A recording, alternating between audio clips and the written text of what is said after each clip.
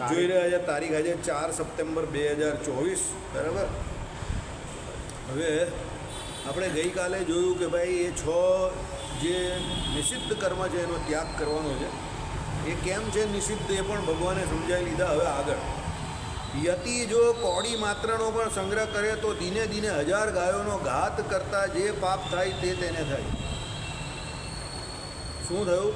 કોડી એટલે નાનામાં નાના રૂપિયા જે કહેવાય તે કોડી પહેલાં આવતી હતી, બરાબર. કોડી પછી રૂપિયા તો ઘણી કોડી ભેગી થાય ત્યારે 1 રૂપિયો થતો હતો, સમજો, બરાબર. હવે કેટલી કોડીનો રૂપિયો થાય તે મને નહીં ખબર, કારણ કે એ બહુ જૂની વાત છે, સમજો. એટલે કહેવાનું તાત્પર્ય શું છે કે કોડી માત્ર એટલે આપણે અત્યારે કહીએ તો નાના પૈસા માત્ર, 5 પૈસા 10 પૈસા માત્ર બી, એટલે નાના પૈસા બી જો કોઈ ભેગા કરે યતિ, સંગ્રહ કરવાનું પાપ જો યતિ માટે, તો એમ કહે કે એને શું છે, દિને દિને એટલે દિવસે દિવસે 1000 ગાયોનો ઘાત કરતાં જે પાપ થાય તે તેને થાય. 1000 ગાયનો ઘાત કરવાથી જે પાપ થાય તે પેલાને પૈસા કોડી માત્ર સંગ્રહ કરે એમાં થાય છે, સમજી ગયા, બરાબર. એટલે કોઈ પણ દિવસ કોઈ પણ ત્યાગી હોય કે યતિ હોય કે સંન્યાસી હોય, ચતુર્થ આશ્રમમાં વર્તતો વ્યક્તિ હોય, એને રોકડા રૂપિયા પૈસા દેવા નહીં.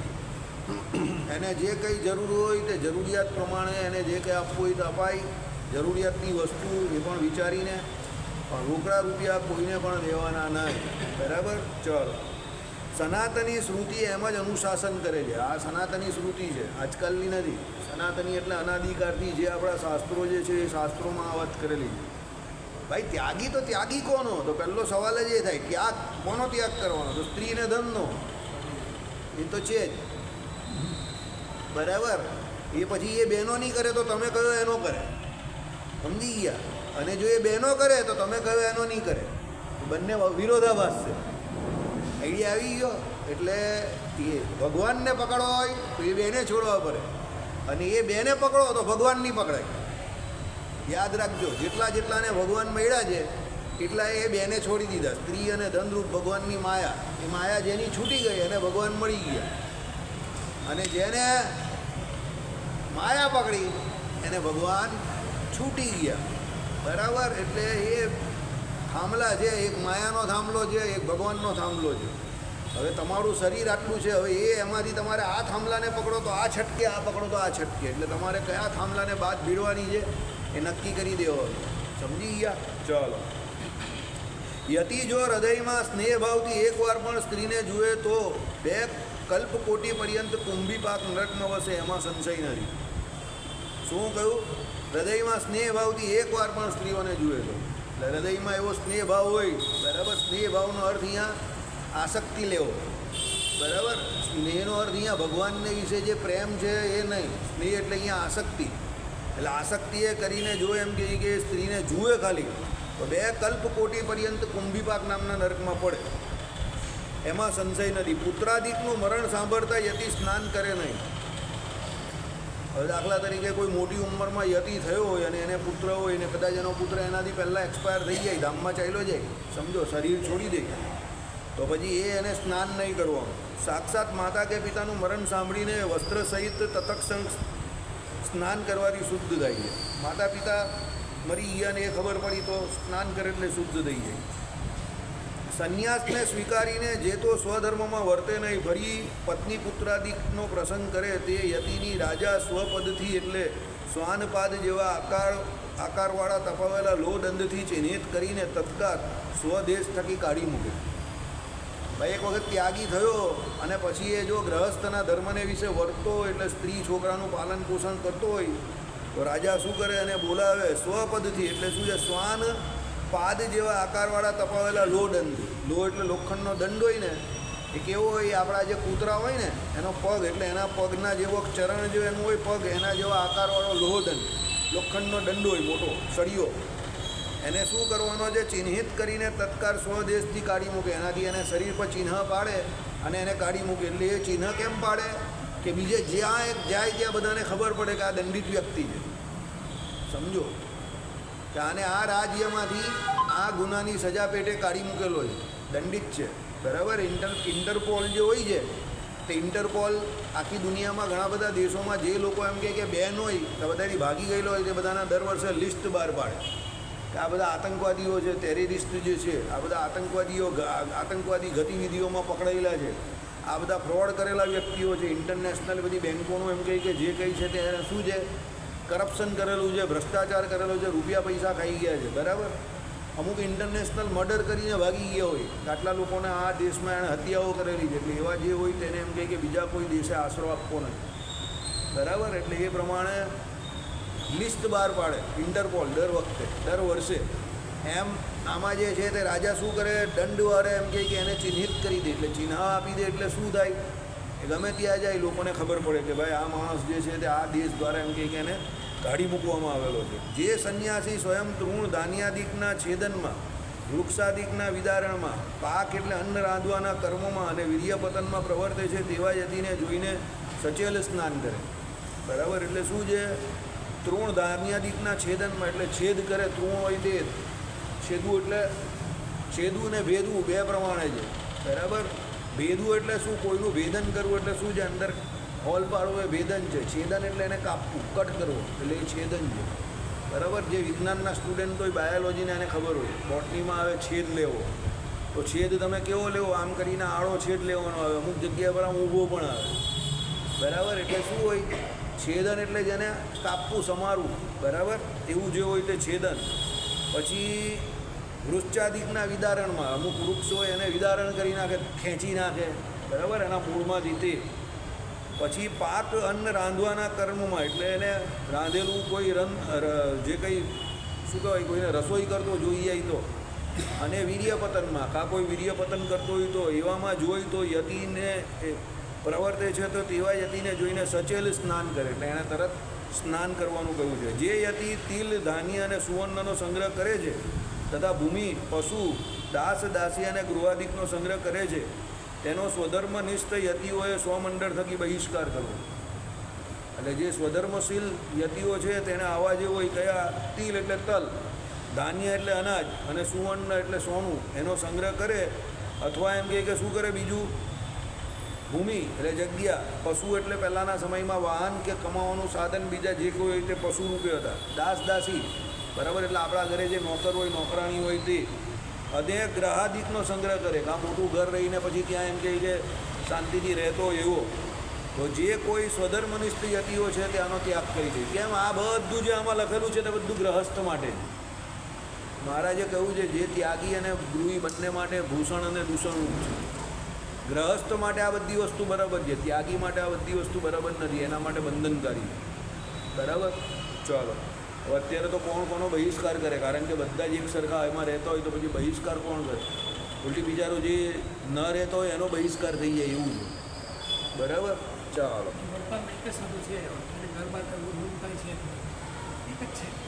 તેના દર્શનમાં સવસ્ત્ર સ્નાન કરવું, એટલે આવો જે હોય એના દર્શન થઈ જાય તો સવસ્ત્ર સ્નાન એટલે વસ્ત્ર સહિત સ્નાન કરવું.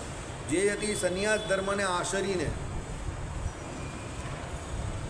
ફરી તે થકી પાછો પડે છે, એટલે પત્ની ગ્રહણપૂર્વક ગ્રહસ્થતાને સ્વીકારે છે તે યતિ સર્વભૂતોએ નિંદ્ય થાય છે અને પિતૃઘાતકને જે પાપ થાય તેને પણ પામે છે. દાખલા તરીકે સાધુ થઈ ગયો એક વખત ને પછી એમ કહે કે સાધુની જે એટલે ભગવી કંથા જે છે એને કાઢી નાખે અને પછી પાછો ગ્રહસ્થાશ્રમનો સ્વીકાર કરે તો એ શું છે, લોકોમાં તો નિંદ્ય થાય જ કે આ તો સાધુ બનેલો ને પાછો આવી ગયો. અને બીજું પિતૃઘાતક એટલે પિતાને મારવાનું જે પાપ હોય તે પાપ એને લાગે, બરાબર. ચલો, જે પ્રત્યવસિત એટલે ઉધ્વરેતાઓનો આશ્રમ, સંન્યાસ કે વાનપ્રસ્થનો સ્વીકાર કરીને પછી તે થકી પતિત થયેલા સંન્યાસીઓ અને વાનપ્રસ્થો તે ચાંદાળો જાણો. એટલે આ પ્રમાણે જો પહેલાં તો ઉધ્વરેતાઓનો આશ્રમ કયો કયો છે, એક તો સંન્યાસ, બીજો વાનપ્રસ્થ, અને સંન્યાસ કે વાનપ્રસ્થનો એને સ્વીકાર કર્યો એટલે સંન્યાસ્તાશ્રમી થયો કે વાનપ્રસ્થાશ્રમી થયો. પછી તે થકી પતિત થયેલા સંન્યાસીઓ અને વાનપ્રસ્થો તે ચાંડાળો જાણો, બરાબર. એટલે એ ચાંડાળ જેવો, એટલે પહેલાં ત્યાં પકડે એટલે પહેલાં ગ્રહણ કરે વાનપ્રસ્થાશ્રમ કાં પછી સંન્યાસ્તાશ્રમ, પછી એનો ત્યાગ કરી નાખે એટલે એને ચાંડાલ જેવો જાણો. ચાંડાલ કોણ હોય, સ્મશાનમાં જે મરદા બાળવાનું કામ કરે એ ચાંડાલ કહેવાય, બરાબર. ચાલો, તેઓમાં ફરી દારાઓ થકી જન્મેલા સંતાનોને ચાંડાળો સાથે રાજાએ વસાવવા. હવે એ પાછો પત્ની કરે અને એના થકી જે સંતાનો હોય કે સંતાનોને ચાંડાળો સાથે રાજાએ વસાવવો હોય એટલે એ બધાને રાજાઓ ચાંડાળોની વસ્તી બનાવે આખીને એમાં વસાવે એટલે એ લોકોને મુખ્ય વસ્તીની અંદર રહેવાનો સમય એટલે અવકાશ નહીં આવે. કેમ? એક બગડેલો હોય તો બીજાને બગાડ થાય. યાદ રાખજો, સમજો. દુનિયા એમને નહીં બગડતી. દુનિયા કેવી રીતે બગડે? એક ખોટું કરે ને એને કંઈ ન થાય એટલે પછી બીજો કરે પછી ત્રીજો કરે પછી ચોથો કરે પછી પાંચમો કરે પછી એ બધાની આદત બની જાય ને પછી એવું થઈ જાય બધા ભેગા થાય ત્યારે કે આવું ન કરીએ તો અહીંયા જીવાશે નહીં, અહીંયા રહેવાશે નહીં એટલે બધા એવું કરતા થઈ જાય. પછી એક સમય એવો આવે કે જે સાચા હોય એ બધાને ખોટા લાગે ને આવા જે ખોટું કરતા હોય એ જ બધાને સાચા લાગે. અત્યારે સમાજનું દર્પણ આ જ છે, બરાબર. બધે આવી હાલત છે કે ભાઈ જે સાચું કરતા હોય એને લોકો કહે કે વેદીઓ છે, ગાંડીઓ છે, જવા દેવો એને. અને જે ખોટું કરતા હોય એ બધા ભેગા થઈને જય સ્વામિનારાયણ ગેંગ બનાવીને બેઠેલા છે. હે એ વ્યવહારિક છે, એમ કે પ્રેક્ટિકલ વ્યક્તિ છે, વ્યવહારિક માણસ છે એવું કહે બધા, બરાબર. એટલે શાસ્ત્ર એ ના પાડે છે આપણે એવામાં ભળવું નહીં. ભગવાને શું કહ્યું? આપણી તાકાત ઓછી હોય, આપણી એકલા હોય તો શું કરવાનું? ત્યાંથી આગા પાછા થઈ જવાનું. પણ એ લોકોની હામાં હા નહીં મિલાવવી. તમે કોઈની પણ હામાં હા મિલાવો પાપાચરણને વિશે એટલે તમે એના ભાગીદાર થઈ જાઓ. કોઈ પણ એવું ગ્રુપ દેખાય કે કોઈ પણ એવો વ્યક્તિ હોય જે અધર્મનો પ્રચાર પ્રસાર કરતો હોય કે પોતે એનું આચરણ કરતો હોય અને તમે એની હામાં હા મેળવો એટલે સમજી જાઓ તમે પણ એની ગેંગમાં ભળી ગયા. આમાં હા ન મેળવવી. દશેરી મળેલી એટલે ધૂણાવ્યા નહીં કરવાની, ખાલી આમાં આમ કરી સારું લગાડો, બરાબર.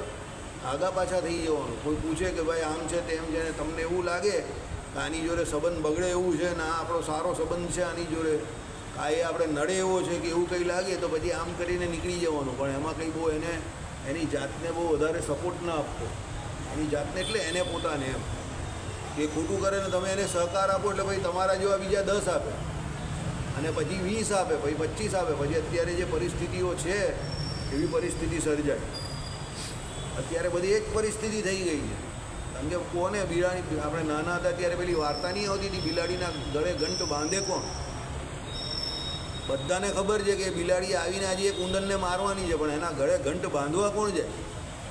અત્યારે સમાજની આ જ પરિસ્થિતિ છે. બધાને એમ કે ખોટું કરે છે પણ આપણે કોણ મગજમારી કરીએ? બધાને એવું છે, બરાબર. એમાં જ આ પ્રમાણેના દૂષણો વધતા જાય, સમજો, બરાબર. ચાલો, એટલે આપણે એને સપોર્ટ નહીં કરવો. જે યતિ થઈને પોતે અહીંથી તહીંથી મેળવીને અન્નદાન પર થાય છે તે ધર્મજ્ઞ છે પણ ધાર્મિક નથી. કેમ? તો જે અન્નદાન છે તે ગ્રહસ્થનો ધર્મ છે. તે પોતાના પાપથી પોતાને અન્ન આપનારો, પોતા થકી અન્નનો પ્રતિગ્રહ કરનારો, પોતે આપવા માંડેલું અન્ન અને પોતાનો આત્મા આ ચારને હણે છે. શું કહ્યું તે સાંભળો. જે યતિ થઈને પોતે અહીંથી તહીંથી મેળવીને અન્નદાન પર થાય છે તે ધર્મજ્ઞ છે, બરાબર. એટલે શું છે? પણ ધાર્મિક નથી. કેમ? તો જે અન્નદાન છે તે ગ્રહસ્થનો ધર્મ છે. એટલે એ બધેથી ભેગું કરે અન્ન ને પછી દાન આપવા જાય ને, પણ એ એનું કામ નથી. યતિ થયો એને અન્નદાન કરવાની કંઈ જરૂર નથી બધા ગામ પાસે ઉઘરાવીને. એ તો ગ્રહસ્થનું કામ છે કે જેના ઘરમાં ભંડારા હોય, ભોજન થતું હોય, 2 સમય ભોજન થતું હોય અને એ પછી એના જે પોષક હોય હવે એનો પાળક થાય એટલે પાલક જે વ્યક્તિ છે તેણે શું છે? બધાનું પોષણ કરવાનું છે. ગ્રહસ્થાશ્રમી જે છે એને બીજા 3 આશ્રમનું પોષણ કરવાનું. યતિને કોઈ એવું કંઈ છે નહીં કે બધેથી ભેગું કરે અને પછી બીજાને દે. સમજી જાઓ, બરાબર. એવા કંઈ રોબિનહૂડ બનવાની પણ જરૂર નથી કે માલદારોને લૂંટવાના અને ગરીબોને દેવાનું. એટલે પેલો ત્યાગી થઈને મોટો આશ્રમ ખોલીને બેસી જાય અને પછી કહે કે બધા પાસે હું અનાજ માગે આ માગે ને પછી આપે. અત્યારે એવું ઘણી જગ્યા પર ચાલે છે ને, બધા બોર્ડ મારેલા હોય પછી તમને કહે કે અહીંયા દાન કરો, અમે અહીંયા પાછા આપીએ છીએ. અરે ભાઈ એ તારો ધર્મ જ નથી, સમજ્યા? સદાવ્રત ખુલે તે એમાં તો જેને જે પ્રમાણે દેવું હોય તે દઈ જાય અને એ ટ્રસ્ટ ચાલતું હોય અને એ ટ્રસ્ટ ચલાવનારા જે હોય તે બધા ગ્રહસ્થ હોય.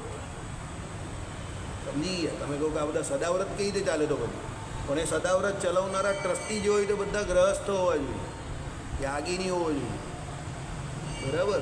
ત્યાગીને આ કામ જ નહીં કરવાનું. સમજી જાઓ, આ ટેસ્ટ ક્રિકેટ છે. ત્યાગી એટલે એક પણ ખોટો શોટ મારવાનો નથી, કારણ કે આઉટ થાય છે એની ભૂલ છે. 5 દિવસ છે રમવા માટે. આ T20 નથી કે એવું બહાનું કાઢી શકે કે ભાઈ મારે શોટ મારવાના, રન કરવા માટે. આ તો ટેસ્ટ મેચ છે. શાંતિથી દડો આવે આમ તને ધીમેથી રમવાનો, નહીં રમવો હોય તો જવા દેવાનો. 5 દિવસ છે રમવાના, રોજની 90 ઓવર રમવાની છે. એટલે કેટલી ઓવર થઈ? 450 ઓવર છે. બોલો, તારી કેટલી કેપેસિટી જ રમવાની? ટેસ્ટ મેચ છે યતિ એટલે એને કરવાનું શું છે, જે નથી કરવાનું એ વધારે ધ્યાન આપવાનું છે કે આ બધું નથી કરવાનું. કારણ કે ગ્રહસ્થ માટે કરવાનું વધારે છે અને યતિ માટે નહીં કરવાનું વધારે છે. સમજો, નિષિદ્ધ કર્મ બહુ છે એને, બરાબર.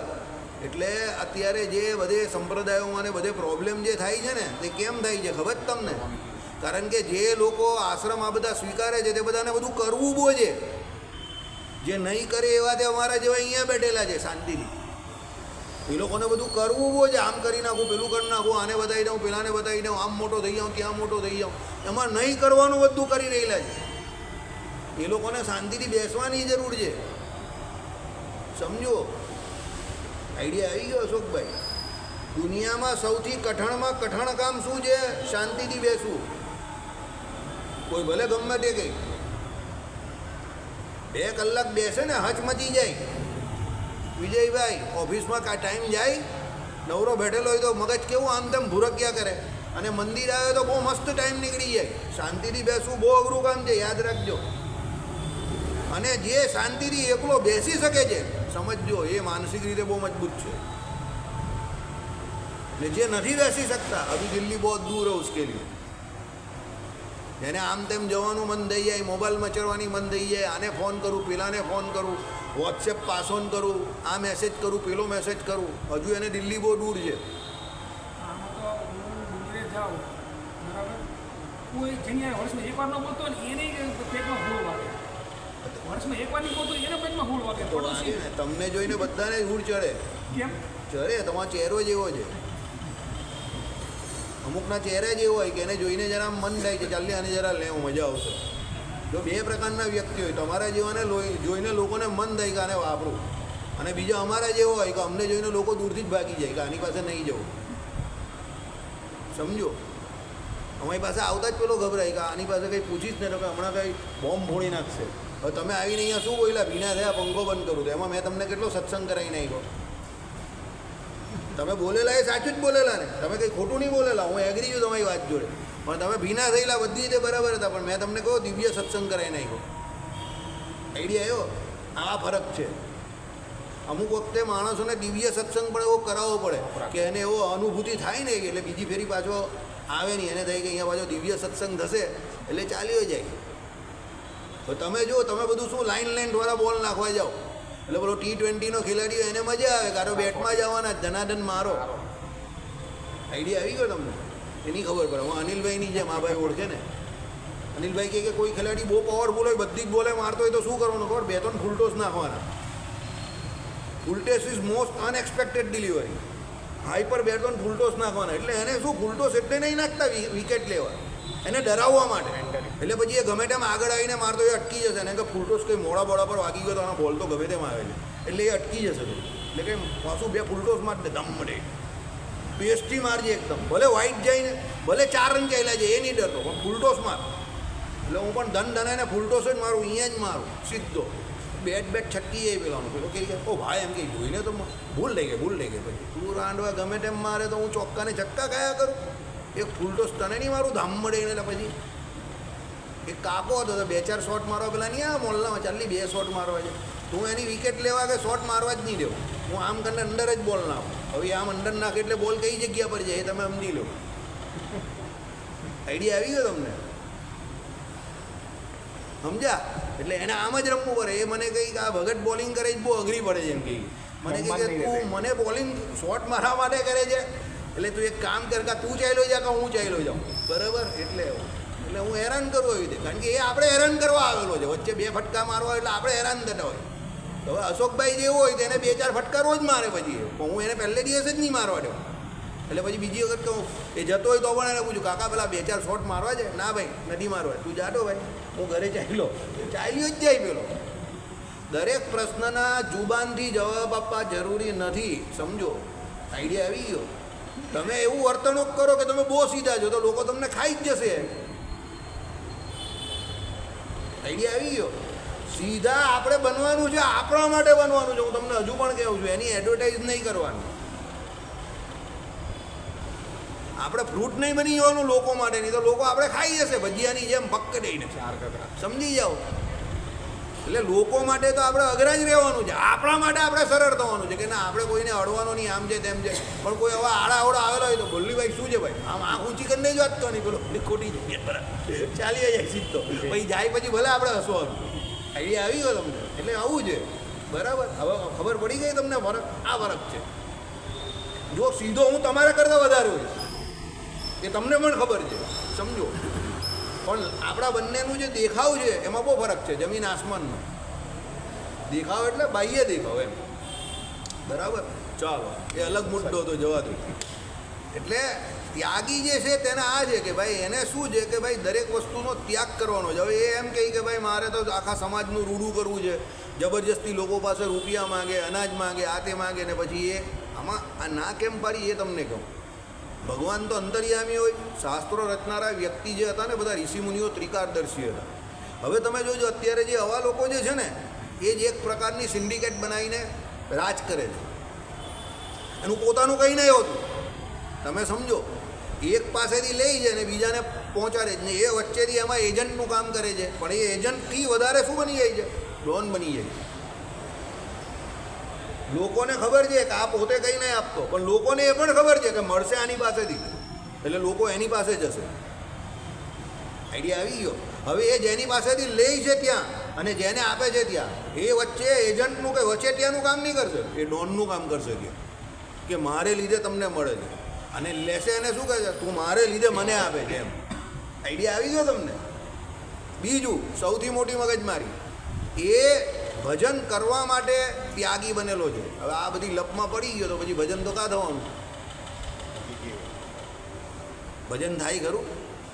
અરે આપણે કોઈને લેણા દેણા બાકી હોય ને એ પેલો આવવાનું કહેતો હોય કે હમણાં વાસુદેવભાઈ 2 કલાકમાં આવું છું, તો પછી ઘડિયાળ જોયા કરીએ તો યાર બીજી તો કાં વાત કરવાની. ભજન કરવાવાળા માણસે વેપાર જે છે એના આ બધા માથાકૂટવાળાથી બહુ ઘટાડી દેવાનું. એટલે આમાં કહ્યું ભાઈ ખાવાનું જે એક ટાઈમ મળે તે એમાં જમી લેવાનું શાંતિથી, અન્ન ગ્રહણ પેટમાં પડે, શરીર ટકે એટલું, ને ભજન મુખ્ય છે. ભજન કરવાનું છે, સમજો. નિયમો જે કયા છે એના લોજિક શોધો કે એવું કેમ કહેવું છે, બરાબર. એટલે તમે હું આખા ગામની સેવા કરવામાં પડી જાઓ પણ તમારો મોક્ષ જ બગડી જાય. તમે કહો કાં તો ગરીબોની સેવા છે ને, કામ જોવા એ તો કામ સારું જ છે, પણ ભગવાન કે એ સેવા કરવામાં તું તારું કામ ભૂલી જશે, બરાબર. એટલે અચ્છાઈ ઉતની ही करने की जितनी अच्छी लगे, બરાબર. શાસ્ત્રોમાં બધા નિયમ બહુ પ્રેક્ટિકલ બતાવેલા છે, બરાબર. ચાલો, એટલે શું કહ્યું કેમ તો જે અન્નદાન છે તે ગ્રહસ્થનો ધર્મ છે. અત્યારે પણ વિદ્યાદાન નામના નામથી કેટલા મોટા મોટા બધા સંકુલો ખુલી જાય છે. બધી પેઇડ જે કોઈ છે ફી લઈને બધી અત્યારે જે એમ કહે કે નવી સ્કૂલો ખુલે છે, અને એ સ્કૂલો ચલાવનારા કોણ છે? બધા, બરાબર. એ તમને ખબર છે. તો એ સ્કૂલ ચલાવવાનું ભગવાને એ લોકોને કહ્યું જ નથી.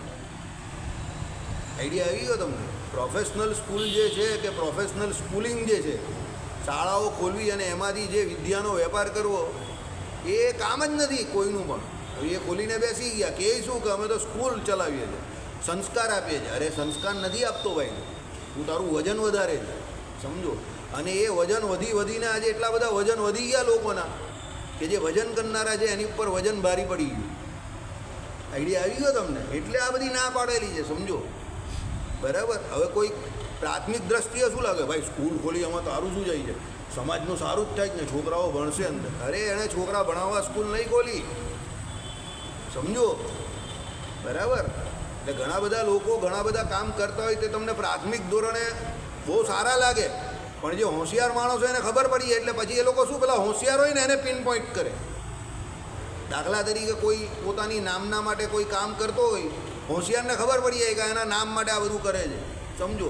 એટલે એ એમાં ભળે નહીં કે 2-4ને ભાઈ પૂછે તો કે હવે જવા દેની કંઈ મજા નથી, એટલે પેલો એનો દુશ્મન થઈ જાય. હવે દુશ્મન એટલે જ થયો કે પેલો એને કળી ગયો, સમજો. એટલે પછી પેલાને ડર શું રહે કે આ મને કળી ગયો તો ગમે ત્યારે ગળી જશે, એટલે પછી એની વિરુદ્ધમાં પછી બધું ચાલુ કરે કામકાજ. કારણ કે એની જે ધારેલું છે એનું થતું નથી.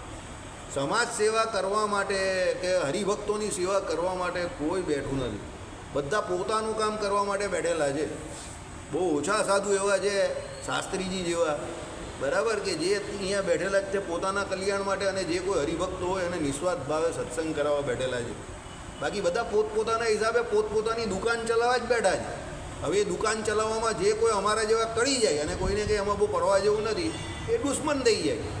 અને જે એની આજુબાજુ ફરે તો બહુ હારા હતો એ હારો થઈ જાય. હવે પેલો બેવકૂફીથી ફરે કે એના સ્વાર્થથી ફરે એ નહીં જોઈ, પણ પેલો શું જોઈ, ના આ હારો માણસ છે. આપણા જેવા કરી જાય તે દુશ્મન થઈ જાય બધી. તમે સમજ્યા મારી વાત? એટલે બુદ્ધિશાળી વ્યક્તિએ પણ એ રીતે રહેવાનું છે કે ભાઈ એણે એનું કામ કર્યા કરવાનું, કોઈ પૂછે તો જવાબ આપવાનો, બાકી દૂધ ડાયા થવું નહીં. કારણ કે કોઈ કોઈની પ્રકૃતિ છોડતું નથી.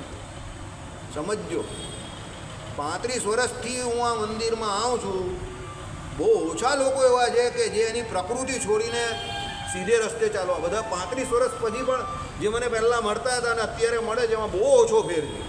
ઘણામાં ઘણો બધો ફેર છે, પણ એબો ઓલ તમે પર્સન્ટેજ કરવા જાઓ તો બધું એવું ને એવું જ છે. આઈડિયા આવી ગયો? એ કેવું છે, બટાટાના ભજીયા જેવું છે. 35 વર્ષ પહેલાં પણ એને બટાટાનું ભજીયું કહેવાતું હતું ને 35 વર્ષ પછી અત્યારે પણ બટાટાનું ભજીયું જ કહેવાય છે, અને 35 વર્ષ પછી પણ એ બટાટાનું ભજીયું જ રહેશે. એટલે આપણે લાગે એવું કે ભાઈ આ સમાજ સેવાનું કામ કરે છે, કે લોકોને બતાવે છે, કે લોકો માટે સત્સંગ કરે છે, કે લોકો માટે સત્સંગની પ્રવૃત્તિ કરે છે, આ તે કરે છે. પણ એ લોકો માટે કંઈ નહીં કરતો, એ પોતાના નામ માટે કરે છે. લોકો માટે કરતો હોય તો નામ છપાવે જ નહીં, કે નામ મૂકે જ નહીં. બરાબર? એ વ્યક્તિ અલગ હોય. પણ હવે વસ્તુ પરિસ્થિતિ શું છે, એને જે કરવું છે તે કરે છે, પણ એની જોડે જે ભળે છે એ બુદ્ધિ વગરના લોકો છે. આઈડિયા આવી ગયો? એ તમને એટલું ઓળખતા આવડવું જોઈએ કે આ એના માટે કરી રહેલો તો આની જોડે નહીં ભળાય. લોકોમાં એ બુદ્ધિ આવી બહુ અઘરું કામ છે. અમારા જેવા પકડી લઈ તો પછી અમે દુશ્મનમાં ખપીએ. બરાબર? ચાલો, એટલે આવું છે ભાઈ. હવે તે પોતાના પાપથી પોતાને અન્ન આપનારો. હવે જો એણે એક પાસેથી લીધું, કારણ કે એ થોડો કમાવા ગયો છે, એટલે એક પાસેથી લીધું આપનારો. પોતા થકી અન્નનો પ્રતિગ્રહણ કરનારો. હવે બીજો હોય તેને એને સંગ્રહ કરવા આપ્યું. પોતે આપવા માંડેલું અન્ન અને પોતાનો આત્મા આ ચારને અણે છે. હવે જેને એ પછી પાછો આપે તે કે ભાઈ આને આપ્યું તે, અને પોતે પોતાનો આત્મા એમ કરીને આ ચારને અણે છે. એટલે 4 જણાને દુશ્મન બનાવી દીધા ભગવાનના નજરમાં. 4 જણા પાપી થઈ ગયા. આપનારો, સંગ્રહ કરનારો, લેનારો અને એ પોતે. બરાબર? ચાલો. નિયતિએ નિશાન એટલે રાત્રિએ ફરી ભોજન માટે લેવાતું અન્ન. એટલે રાત્રિએ પાછો ભોજન કરવાનો થાય અને અન્ન લઈ દે. શુક્લ વસ્ત્ર, તાંબુર. શુક્લ વસ્ત્ર એટલે એકદમ મસ્ત સફેદ વસ્ત્ર હોય ને તે. તાંબુર, પાન માવો, તમે જે કંઈ અત્યારની ભાષામાં જે કંઈ કહેવું તે સોપારી હોય, ઇલાયચી હોય, પછી બધું ભેગું કરીને જે કંઈ બને તે તાંબુર. પછી આ પેલું અંદર શું નાખો તમે? અડદની દાળ બધું નાખો ને. હા, ધાણાની દાળ, સોરી. હા, આપણે ખાતાની હોય કે યાદ જ નહીં. અડદની દાળ તો નહીં, પણ ધાણાની દાળ. પછી વરિયાળી, બરાબર? બધું ભેગું કરે ને એ. પછી હવે અત્યારના જમાનામાં તો તાંબુરથી આગળ નીકળી ગયા જ બધા. પેલો ગુટકા ઘસે ને બધું આવે ને એ બધું તાંબુરમાં જ આવે. બરાબર? ચાલો, જવા દેવે ને, આપણું કામ નથી. મધ્ય, માનસિક બેલેન્સ તમારું જે ખોળવી નાખે, બ્રેઇન સ્ટિમ્યુલન્ટ. બરાબર? તમને એક પ્રકારનો નશો થાય અને તમારી જે ચેતાતંત્રની કેપેસિટી જે છે એ નોર્મલ ન રહે. બરાબર? એટલે અમારા સાયન્સની ભાષામાં એને એવું કહેવાય, ક્રોસિસ ધ બ્લડ બ્રેઇન બેરિયર. એટલે મગજનું જે બ્લડ બ્રેઇન બેરિયર છે એને ક્રોસિસ કરી દે. તમાકુ છે, આ બધી વસ્તુઓ છે, દારૂ છે, આ બધી વસ્તુઓ જે છે પણ બધા અલગ અલગ પ્રકારના નશા છે. તમાકુ જે છે તે બ્રેઇન સ્ટિમ્યુલન્ટ તરીકે કામ કરે. એટલે જે લોકો તમાકુ ખાતા હોય ને એને ખાધા વગર પછી કામ કરવામાં સુસ્તી આવે. એટલે કે હું ખાઉં ને પછી જ મને મજા આવે. દારૂ હે હા, ચા પણ બ્રેઇન સ્ટિમ્યુલન્ટ તરીકે કામ કરે. પછી આ વિમલ ગુટકા ને એ બધું છે તે એમાં એ આવે. પણ દારૂ જે છે તે ઉલટું કામ કરે છે. દારૂમાં શું છે કે એ એનું ભાન ભૂલી જાય છે. એટલે જે દુઃખી લોકો હોય તે વધારે દારૂ પીએ. હે હા, પછી સાચું બોલે બધું. બરાબર? એ પછી બધું જ સાચું બોલે. પછી એ કહી દે તારી તો ભલી દાય આમ તેમ, પછી જે હોય તો બધું બોલી દે. બરાબર? એટલે કોઈને સાચું બોલાવવું હોય અને એ ગુગરો હોય તો શું કામ કરવાનું હોય, મેં તમને ઇનડાયરેક્ટલી ઇશારો કરી દીધો. પણ એવું કરતા નહીં. બરાબર? ચાલો, એવું કરતા નહીં, ભગવાનની આજ્ઞા નથી. ઓકે. રાત્રિએ તાંબુર, મધ્ય માંસ. અરે નારાયણ નારાયણ, માંસ તો હવે તમે જાણો જ છો, મારે કંઈ કહેવું નથી. બરાબર? જેનું તેનું માંસ હોય તે. અશ્વાદી વાહન, ઘોડો હોય ને, રથ પહેલાં ચલાવતા હતા એને ઘોડા જોડતા હતા તે. બરાબર? ઘોડા પછી હાથીની કોઈ સવારી કરતા હોય તો એ. બરાબર? ગધેડાની તો કોઈ કરે નહીં, એટલે આપણે એને છોડી દઈએ સાઈડ ઉપર. બરાબર? એટલે વાહન હોય તે બધા. પછી ગોદડી. મસ્ત મસ્ત ગોદડીઓ હોય ને, જાડી જાડી પેલી ઠંડીને વિશે ઠંડી ન લાગે એવી તે ગોદડી. પર્યંક, પર્યંક એટલે પેલો આપણે કહીએ તે પલંગ કેવું તમે કે પહેલાંના સમયમાં પેલું મેના જેવું બનાવતા હતા એમાં પેલા સૂઈએ બસ બસ તે. પછી ધન, ધન તો તમને કાઠિયાવાડીઓને તમારે જરા બી સમજાવવું જ નહીં પડે, બરાબર, એ તમે મને સમજાવી દો એવા છો, અને સુરતીઓને પણ નહીં સમજાવવું પડે, ધનમાં બધા એક્સપર્ટ છો તમે. નારી, બરાબર, એ પણ તમને ખબર છે. વિવિધ રસ, હા એમાં અમે બંને તમને સમજાવી શકીએ, અલગ અલગ પ્રકારના રસ જે આવે તે, ખાવા પીવાના જે કંઈ આવે તે. આ વસ્તુઓ યતિએ સેવન કર્યા થકા સેવનાર તે યતિના કુળને તથા સેવન કરાતા નિશાનનાદિક જે ધણીના છે તેના કુળને પણ રૌરવ નરકમાં નિશ્ચય નાખે છે. એટલે આવું બધું જે તમે સાધુઓને આપો એ પણ રૌરવ નરકમાં જાય, બરાબર. એટલે આપણે કહીએ કે ભાઈ દાન કર્યું ને આ બધું આપ્યું, વાહન આપ્યું, કોઈએ ગાડી આપે છે ને ઘણા અત્યારે, ઘોડાની જગ્યા પર ગાડી આપે છે અત્યારે, ભાઈ અમે તો આપી, પણ એ આપનારો પણ રૌરવ નરકમાં જશે. હું નહીં કહેતો ને પાછા તમે મારી સામે નહીં જોતા આમ કરી ગાડીમાં જશે. બરાબર, ના પાડી છે આપવાની, સમજો. બીજું શું કહ્યું? પૈસા નહીં આપવાના, મસ્ત ભરાવદાર સફેદ કલરનું વસ્ત્ર નહીં આપવાનું, મોંઘા વસ્ત્ર હોય ને તે પહેરવાના, ધોતિયા બોતિયા ઠીક છે, બરાબર. પછી મધ્ય એ તો નહીં આપો, માંસ પણ નહીં આપો તમે. આ આપે છે લોકો ગોદડી, જાડી જાડી મસ્ત ગોદડી આપો, કલ્લોનના પેલા પીલા આપો, એ નહીં આપવાના એ લોકોને, બરાબર. પછી શું? પર્યંક એટલે ખાટલા, પલંગ એવું ના આપવું, ધન નહીં આપવું.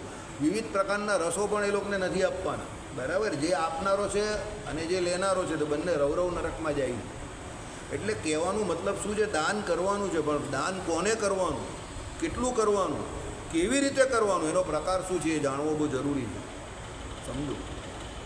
જેને માનનું અંગ છે, તમે એને માન આપી આપીને ઉપર ચડાવો તો તમે એનું નિકંદન તો કરો જ છો, એની જોડે તમારું પણ નિકંદન કરો. તમારે એને ચેતવવાની જરૂર છે કે આ માન નામનો દોષ છે તારામાં. જેને ધનનું અંગ છે, ચોરી કરતો હોય, ભ્રષ્ટાચાર કરતો હોય, તો તમે એને પ્રોટેક્શન આપતા હોવ તો તમે બી એની જોડે એ ગુનામાં આવો છો. તમારે એને કહેવાની જરૂર છે કે આ ભ્રષ્ટાચાર નહીં કરાય, આ ચોરી ન થાય, બરાબર. જેને જે પ્રકારને એવા જે કંઈ ચોરી કરવાના કે એ પ્રકારના જે કોઈ આવા ખોટા ખોટા દૂષણો છે, અંગ પડી ગયા છે, એમાં કોઈ દિવસ ન ભળવું, યાદ રાખજો. કારણ કે એમાં તમે ભળો છો એટલે ઇનડાયરેક્ટલી શું થઈ ગયું? પેલા વ્યક્તિને એ થઈ ગયું કે કોઈને કંઈ ખબર નહીં પડતી, એટલે એને આઝાદી મળી, એને હિંમત મળી એવું ખોટું કરવાનું, સમજો. પણ જો એનામાં કોઈ ભળે જ નહીં તો દિવસે દિવસે એકલો પડી જાય. ખોટામાં ભળવું જ નહીં કોઈ દિવસ, એ ગમે એવો મોટો હોય ને, ભળવું જ નહીં. શ્રીપતિમ શ્રીધરમ સર્વદેવેશ્વરમ ભક્તિ